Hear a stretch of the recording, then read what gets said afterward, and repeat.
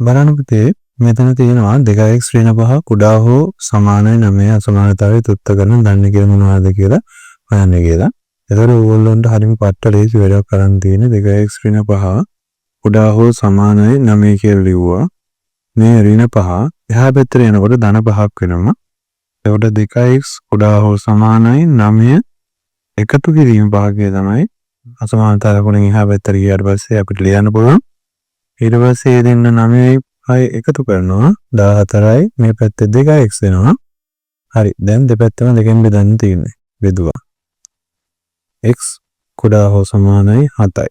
දැන් මේකේ ධර්ණී කියලා මොනවද කියලා තමයි අපිට ලියන්න තියෙන්නේ. එතකොට 7 අනිවාර්යෙන් මේකට අයිති 6 5 4 3 2 1 බිංදුව ලියනවද ළමයි? නෑ බිංදුව ලියන්නේ බිංදුව ධර්ණී කියලාක් නෙවෙයි. එයා උදාසීනයි. තවත් මොකුත් නේ කියලා නෑ ධර්ණී කියලා නෑ. ඒක නිසා උත්තරේ මෙච්චරයි.